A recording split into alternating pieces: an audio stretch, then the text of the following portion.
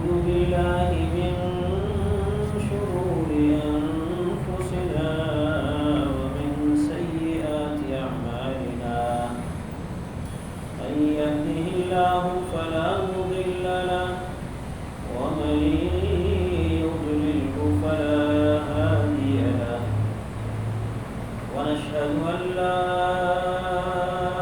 إله إلا الله وحده لا شريك له ونشهد أن سيدنا ومولانا محمدا عبده ورسوله صلى الله تعالى عليه وعلى آله وأصحابه وسلم تسليما كثيرا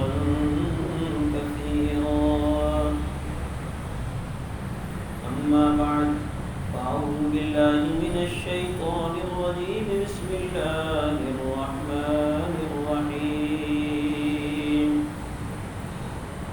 وعاشروهن بالمعروف وقال تعالى الرجال قوامون على النساء بما فضل الله بعضهم على بعض وقال النبي صلى الله تعالى عليه وسلم كلكم راع وكلكم مسؤول عن رعيته أو كما قال عليه الصلاة والسلام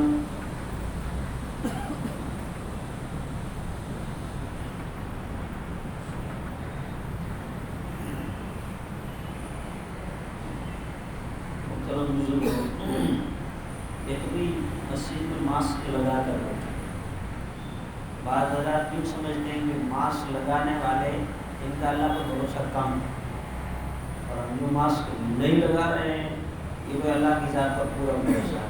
مسئلہ یہ نہیں دیکھو حالات ایسے ہیں کہ سرکار عمومی طور سے لوگوں کو دیکھ کر فیصلہ کرتی ہے. ابھی دیکھتے ہیں کہ مسجد میں لوگ ماسک لگا کر نہیں آتے ہیں, مسجد میں بند کرو لوگوں کی بھیڑ کو. ذریعہ کون بنے؟ ہم لوگ. یعنی کرنے والی ذات اللہ کی ہے. اللہ مسبب الاسباب ہے, اللہ نے اسباب پیدا فرمائے ہیں. دیکھو ایک نقطے کی بات یہ ہے, بعض لوگ کہتے ہیں بیماری ہے, بعض کہتے ہیں نہیں ہے, بعض کہتے ہیں بہانہ ہے, بعض کہتا ہے خوش ہے. فالتو خام کا بحثیں ہو رہی ہیں. ان بحثوں میں کیوں جا رہے ہیں؟ بنیادی چیز جو اسلام کی ہے تو یہ موقع ہے اللہ کی طرف متوجہ ہونے کا, بہترین موقع. اپنے گناہوں پر توبہ کرو, استغفار کرو, پوری انسانیت کے لیے توبہ اور استغفار کرو, اور اللہ کی ذات کے ساتھ اپنا رشتہ مضبوط جوڑو.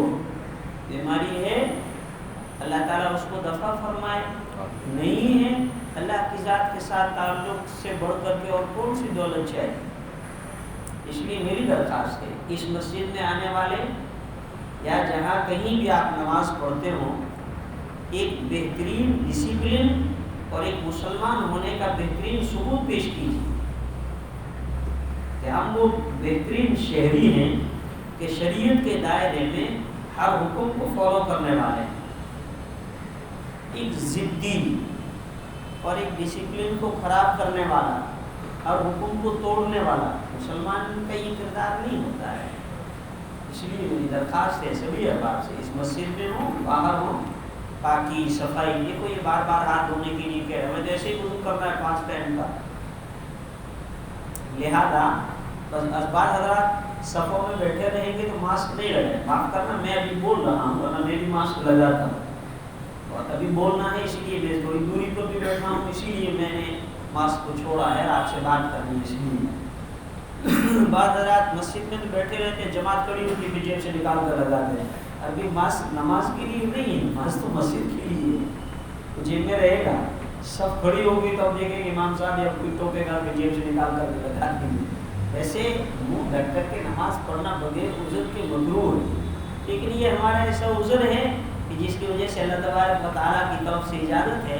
تو میں سبھی احباب سے کہتا ہوں کہ ہمیشہ ماسک کا استعمال فرمائیے تاکہ اور صفائی کا خیال فرمائیے, اور خاص طور سے اللہ کی طرف متوجہ. دیکھیے رمضان کا مہینہ آ رہا ہے, پچھلا رمضان یاد کرو, مسجدیں نمازیوں کے سجدوں کو ترس گئی تھی اور اللہ کے بندے اللہ کے گھروں میں سجدہ ریز ہونے کے لیے تڑپ رہے تھے, بے قرار تھے.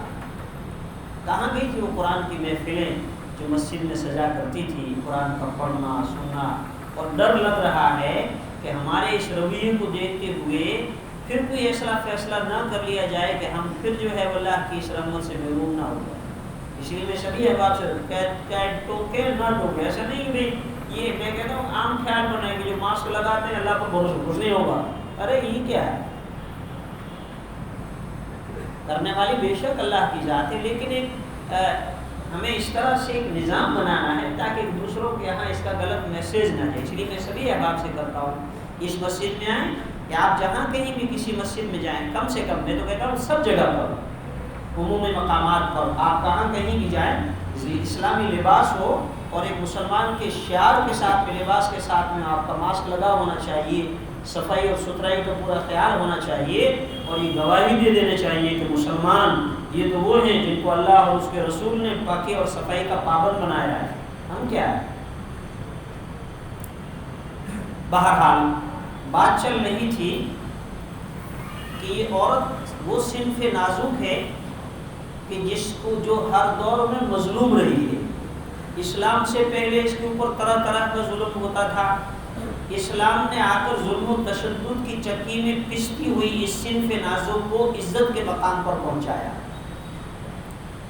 اور جب شیطان نے دیکھا کہ یہ تو عزت کے مقام پر پہنچ گئی ہے تو اس کے ساتھ میں پھر نئے زمانے میں اس کے ساتھ ظلم ہو رہا ہے. اب آزادی کے نام پر ظلم ہو رہا ہے. اور کیسا ظلم ہو رہا ہے, الامان والحفیظ.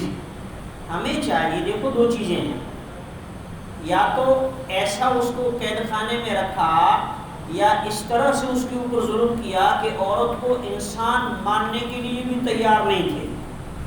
اسلام سے پہلے باقاعدہ کہ عورت یہ انسان ہے یا انسان کی ضرورت کو پورا کرنے کے لیے ایک مخلوق پیدا کی گئی ہوئی, جیسے بھیڑ بکری گدھا جانور, ایسی بھی ایک عورت پیدا کی گئی ہے مرد کی ضروریات کو پورا کرنے کے لیے. یہ بحث ہو رہی تھی. لیکن اس اور یا پھر آزادی کے نام پر اس کو شمع محفل بنا دیا. ایسا شمع محفل بنایا کہ انسان نے اپنی ہوس کو پورا کرنے کے لیے اور اپنی ناپاک عزائم کو پورا کرنے کے لیے اس عفت و عصمت کی اس عظیم چیز کو کہاں کہاں لے جا کر اس کو نیلام کیا. اسلام مذہب وہ مذہب ہے کہ جس نے اعتدال کو قائم رکھا. خیر الامور اوساطھا, ایک بہترین نظام بنایا. تو ہمیں چاہیے کہ ہم کسی اور کی طرف نہ دیکھیں, ہم اپنے نظام میں نبی کریم صلی اللہ تعالی علیہ وسلم نے قرآن پاک کی روشنی میں اور اللہ تبارک و تعالیٰ کے حکم کے تحت ہمیں کس چیز کا حکم فرمایا ہے ہمیں وہ کرنا ہے. دیکھیے اسلام وہ مذہب ہے تو جس کو مخاطب کرتا ہے اس کو اپنی ذمہ داریوں کا احساس دلاتا ہے. یاد رکھنا, باپ مخاطب ہوا تو اس کو اپنی ذمہ داریاں یاد دلائی کہ اپنے بیٹوں کی پرورش میں اور بیٹوں کی تربیت میں خیال کرنا, ولا اللہ کے یہاں پکڑ ہوگی. اور جب بیٹے مخاطب ہوئے تو اللہ پاک نے ان کو اپنی ذمہ داری یاد دلائی کہ دیکھو یاد رکھنا, اگر تم نے اپنے والدین کی خدمت میں اور ان کے ادب احترام میں کمی کوتاہی کی تو اللہ کے ہاں تمہیں جواب دینا پڑے گا. جب مخاطب شوہر ہوا تو شوہر کو ذمہ داریاں یاد دلائی, اور مخاطب جب عورت ہوئی تو عورت کو ذمہ داریاں یاد دلائی. مخاطب جب مرد ہوا تو مرد کو ذمہ داریاں یاد دلائی, اور مخاطب جب عورت ہوئی تو عورت کو ذمہ داریاں یاد دلائی. ہر ایک کو یوں کہا تمہارے ذمے جو حقوق ہیں وہ حقوق ادا کرو. یہ اسلام کی خاصیت ہے. اسلام نے یوں نہیں کہا کہ تمہارے حق فلاں فلاں جگہ ہے وصول کرو. بیٹے سے کہا باپ سے وصول کر, باپ سے کہا بیٹے سے وصول کر, شوہر سے کہا کہ دیکھ میری کون کون سے حقوق نہیں ادا کر رہی ہے ذرا خیال کرنا, اور بیوی سے کہا تیرا شوہر کون کون سے حقوق ادا نہیں کر رہا ہے اس کا خیال کرنا. نظام بگڑ جائے گا. اس لیے کہ پیدا کرنے والا کون ہے, اللہ ہی ہے. اور اللہ خوب جانتا ہے کہ میں نے اس کے اندر کون کون سی صلاحیتیں رکھی ہیں اور اس کے اندر کون کون سی چیزیں رکھی ہیں، اور ان صلاحیتوں کے مطابق اس کو ذمہ دار بنایا ہے۔ اس لیے گھر میں بیٹی پیدا ہوئی تو اسلام نے حکم فرمایا کہ دیکھو بیٹی قابل نفرت نہیں، قابل محبت ہے، اس کو محبت کی نظر سے دیکھو اور اسلامی ماحول میں اس کی تربیت کرو، اسلامی ماحول میں تربیت کرو، قرآن سکھاؤ، اس کو اپنی ذمہ داریاں سکھاؤ، اسلامی آداب سکھاؤ، نبی کریم صلی اللہ تعالی علیہ وسلم کی پاکیزہ زندگی سکھاؤ، اور آپ علیہ الصلوۃ والسلام نے کیا ذمہ داریاں اس کو کی، کیا ذمہ داریوں کا اس کو پابند بنایا ہے وہ اس کی سکھاؤ۔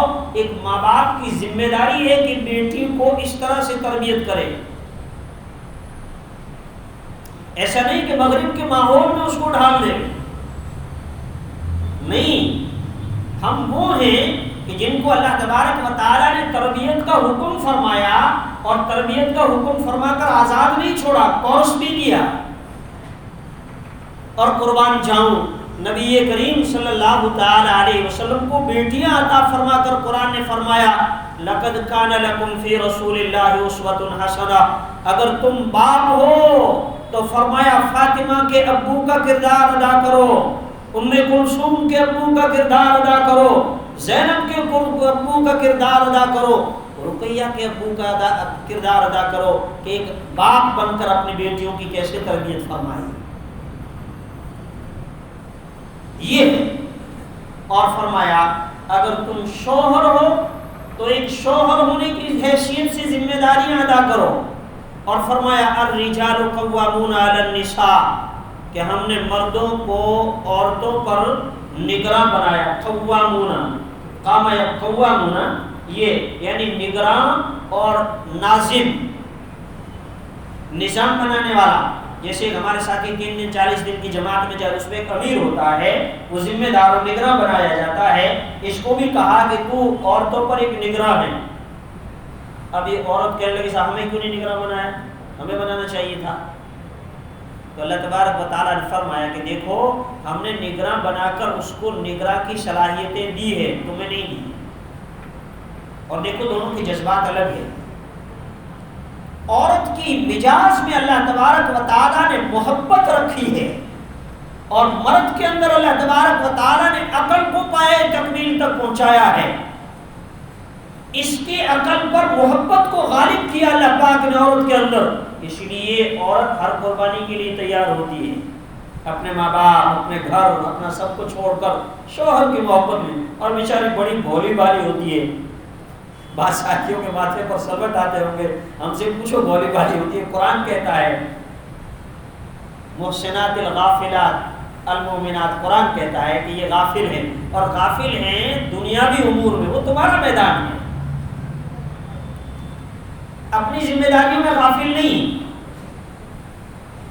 اللہ پاک فرماتے ہیں کہ اس کے جو لائق تھی ہم نے وہ ذمہ داریاں دی، اس پہ محبت کو غالب کیا عقل پر، تاکہ وہ ہر قربانی دینے کے لیے تیار ہو جائے، اور اگر محبت کے اوپر عقل کو غالب کرتے تو کبھی قربانی کے لیے تیار نہیں ہوتے، میں کیوں جاؤں، یاد رکھیے فرق ہے۔ اور مرد کے اندر، کہ مرد کے اندر اللہ تبارک و تعالیٰ نے محبت کے اوپر عقل کو غالب کیا، یہ جذبات میں کوئی فیصلہ نہیں لیتا، ذرا سوچ سمجھ کر کیا نظام اللہ پاک نے بنایا، الرجال قوامون علی النساء، اور پھر فرمایا لقد کان لکم فی رسول اللہ اسوۃ حسنہ، اے امت کے لوگوں،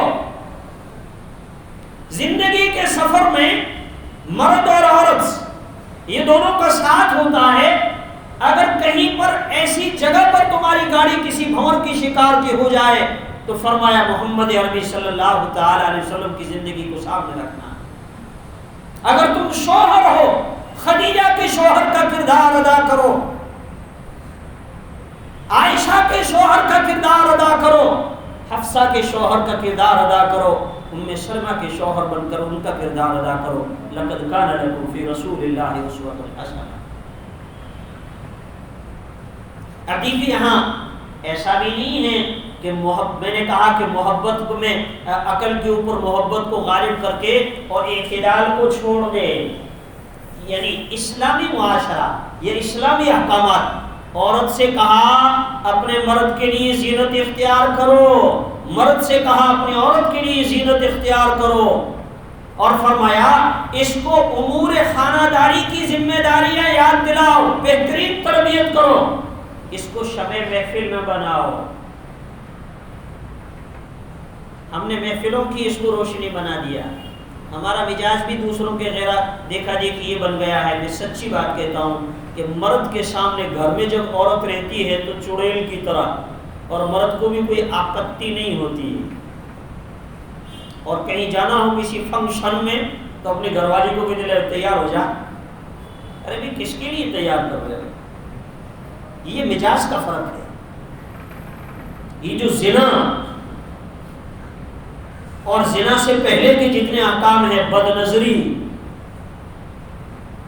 یہ اس کے اوپر جو سخت سزائیں قرآن نے مقرر فرمائی اللہ اور اس کے رسول نے، اس کی وجہ یہ ہے کہ عورت کو وہ مقام عطا فرمایا کہ تیری انسان کی کہیں جذبات اور نظر بھٹکنے نہ پائے.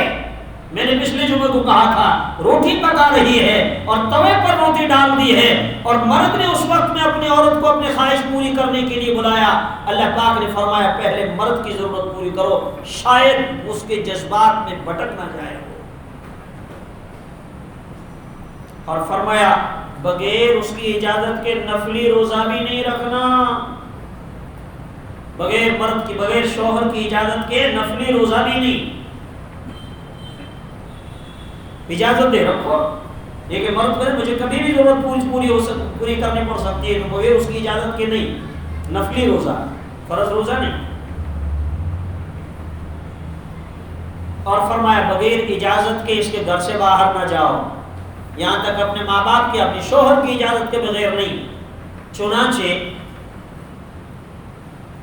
صدیقہ کائنات حضرت عائشہ رضی اللہ تعالی عنہا، عفیفہ کائنات، جب ان کے اوپر لوگوں نے الزام لگایا تو بولی بالی معلوم نہیں تھا، لیکن جب ان کے خادیہ ام مستح نے جب ان کو بتلایا تو جن لوگوں کو اللہ تبارک و تعالی نے مدینہ منورہ کی حاضری نصیب فرمائی ہوگی، انہوں نے دیکھا ہوگا کہ حجرہ مبارکہ حضرت عائشہ رضی اللہ تعالی عنہا کا حجرہ حی علی الفلاح کی جانب اور حی علی الصلاح کی جانب، ٹھیک وہاں پر حضرت ابوبکر صدیق رضی اللہ تعالی عنہ کا مکان تھا. صرف مسجد بیچ میں تھی. امی عائشہ رضی اللہ تعالی عنہا نے نبی کریم صلی اللہ تعالی علیہ وسلم سے عرض کیا آپ کی اجازت ہو تو ابا کے گھر وہ آؤں. اتنے حالات کے باوجود بیمار ہیں اور مکان بھی دور نہیں ہے، نبی اکرم صلی اللہ تعالی علیہ وسلم سے اجازت مانگ رہی ہے آپ کی اجازت ہو تو ابو کے گھر وہ آؤں. یعنی اس واقعے کی تحقیق کے لیے نبی کریم صلی اللہ تعالی علیہ وسلم نے اجازت مرحمت فرمائی. حضرت عائشہ رضی اللہ تعالی عنہا وہاں پر تشریف لے گئے. اتنے امور باہر میں کوئی دور بھی نہیں ہے. معلوم ہوا عورت کو بغیر اپنی شوہر کی اجازت کے گھر سے باہر قدم نہیں رکھنا چاہیے، اور مرد کو بھی چاہیے کہ اس کو گھر کی ملکہ بنائے، شمع محفل نہ بنائے. یہ جو پردے کے احکامات اللہ تبارک و تعالیٰ نے اتارے ہیں یہی وجہ ہے. اور آج کا دیکھو پردے اور برقعے میں فرق ہے. برقعے کا نام پردہ نہیں ہے، بلکہ آج کل کا برقع تو خود پردہ چاہتا ہے. یعنی جس میں بدن کی نمائش ہو اور کسی کو اپنی طرف کھینچنے کا جو ذریعہ بنے، وہ تو خود پردہ چاہتا ہے. لہذا فلاں جگہ پر برقعے کے اوپر پابندی لگائی، برقع، یہ تو یوں سمجھتے ہیں کہ برقع ہی پردہ ہے. نہیں، پردے کے معنی یہ ہے کہ وہ اعضاء جو اللہ تبارک و تعالیٰ نے مرد کے سامنے کھولنے سے، غیر محرم مرد کے سامنے کھولنے سے منع فرمایا، اس کا اظہار غیر کے سامنے نہ کرے. اس کا نام پردہ ہے. بڑی چادر ہو، ایسا پردہ ہو کہ جس میں اس کے جسم کی جو ہے وہ نمائش نہ ہو. تو فرمایا ایک شوہر ہو تو راہ اعتدال پہ رہو. ایسا بھی نہیں کہ بیوی کی گود میں بیٹھ کر کے تم ماں کے حقوق کو ضائع کر دو جس کے قدموں میں جنت ہے. اور ایسا بھی نہیں ہے کہ ماں کی گود میں بیٹھ کر بیوی کے حقوق کو ضائع کرو اور ظالم بنو کہ اللہ کے ہاں جواب دینا پڑے۔ اور دیکھو ساتھیوں، دو دھاری تلوار ہے، دونوں طرف عورتیں ہیں جن میں عقل ناقص ہے۔ اللہ تبارک و تعالیٰ نے محبت اور جذبات رکھا ہے، عقل مکمل نہیں ہے، اور پھر مرد کو شہنشاہیت کا دماغ اللہ تبارک و تعالیٰ نے کہا دیا اور فرمایا کہ دیکھو تمہیں کس طرح سے راہ اعتدال کے ساتھ چلنا ہے، ماں کے حقوق بھی ضائع نہ ہو اور اپنی بیوی کے حقوق بھی ضائع نہ ہو، ماں کے قدموں کے نیچے جنت تلاش کرنا اور بہترین شوہر بن کر کے اپنی بیوی کے ساتھ زندگی گزارنا کہ تمہاری بہترین اخلاق کی گواہ تمہاری بیوی بن جائے۔ مشکل ہے راستہ، کانٹوں بھرا ہے، آسان نہیں ہے، کہنا آسان ہے بڑا مشکل۔ اور اگر سسر ہیں، گھر میں بہو آئی ہے، تو دیکھو ایک بیٹی کو تم نے گھر سے ودا کیا ہے، ایک اجنبی بیٹی تمہارے گھر میں آئی ہے، اس پہ ظلم نہ ہو۔ میں نے کہا کہ جیسے کہ پچھلے خطبے میں بتائیے، ایک دوسرے ماحول سے یہاں آئی ہے، یہاں اس کا کون ہے؟ ماں باپ نہیں، بھائی بہن نہیں، اس کی سہیلیاں نہیں، ساس کی جھڑکیاں، نند کی دھمکیاں اور شوہر کی گراہٹیں اور سسر صاحب کی خدمت کے مطالبے، اس بیچ میں بیچاری وہ صنف نازک ہے۔ میں سب کی بات نہیں کرتا ہوں، کوئی اچھی بھی ہوگی۔ اسی لیے نبی اکرم صلی اللہ تعالی علیہ وسلم نے فرمایا دیکھو وہ تمہارے گھر میں قید ہیں، اور جس طرح قیدی قابل رحم ہوتا ہے تم اس کے اوپر رحم کرنا۔ اب ایک مرد کو ذمہ داری دیکھو، خیال کرنا تم یہ معصوم بچی ایک ماحول سے یہاں آئی ہے، اس کے جذبات کو ٹھیس نہ لگے، تمہاری ذمہ داری ہے۔ کلکم راع وکلکم مسئول عن رعیتہ، تم گھر کے بڑے ہو، تمہاری ذمہ داری ہے ساس اس کے اوپر ظلم نہ کرے، نند اس کے اوپر ظلم نہ کرے، بھاوج اس کے اوپر ظلم نہ کرے، اور تمہاری بیٹا اس کے اوپر جو ہے وہ زیادتی نہ ہو۔ کیوں؟ اللہ پاک نے فرمایا وَعَاشِرُوهُنَّ بِالْمَعْرُوفِ، تم ان کے ساتھ بہترین زندگی گزارو۔ اللہ کی سفارش ہے اور نبی کریم صلی اللہ تعالی علیہ وسلم کی سفارش ہے۔ ہر آن چوکنا رہنا چاہیے۔ دیکھو گھروں کا نظام کیوں بگڑتا ہے، یہ معصوم بچی جو بیچاری ظلم کی شکار ہوتی ہے نا، اس گھر کے اوپر اللہ کی رحمت کے دروازے بند ہو جاتے ہیں۔ حضرت تھانوی رحمۃ اللہ علیہ نے ایک جگہ بڑا عجیب واقعہ لکھا ہے، اللہ والے ہر جگہ پر سبب ڈھونڈتے ہیں، فرماتے ہیں کہ میرے پڑوس سے یا باہر فرماتے ہیں کہ حضرت رحمۃ اللہ علیہ کی گھر والی تھی بڑی امی، وہ کہیں باہر کسی سے دوسرے گاؤں میں ملاقات کے لیے تشریف لے گئی تھی، تو ان کی مرغیاں تھیں۔ حضرت رحمۃ اللہ علیہ کو فرمایا مرغیاں ہیں، اس کو وقت پر کھول دینا، ان کو چوگا ڈال دینا، یہ چوگا پڑا ہے، اور وقت پر اندر بند کر دینا۔ حضرت فرماتے ہیں فجر کے بعد میں ان کو کھول کر کے دانہ ڈالنا تھا، میں یہ دانہ ڈالنا بھول گیا، ان کو کھولنا بھول گیا، وہ اندر بند ہے۔ میں تفریح کے لیے گیا، گھوم گھام کے واپس آیا، اور فرماتے اس وقت میں وہ تصنیف فرمایا کرتے تھے غالباً قرآن کریم کی تفسیر، فرماتے قلم اور کاغذ لے کے لکھنے کے لیے بیٹھا تو علم کے دروازے بند۔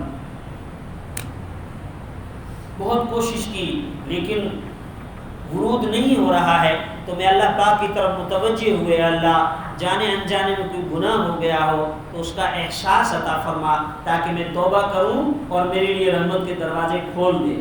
فرماتے اسی وقت اللہ پاک کی طرف سے میرے دل پہ القا ہوا کہ میری بے گناہ مخلوق اندر بند کی ہوئی ہے، تمہارے اوپر رحمت کے دروازے کیسے کھلیں گے؟ فرماتے میں گیا، فوراً مجھے خیال آیا، میں نے مرغیوں کو نکالا، ان کو دانہ ڈالا، پانی رکھا ان کے آگے، اور پھر قلم اور کاغذ لے کے بیٹھا تو علوم کی بارش ہونے لگی۔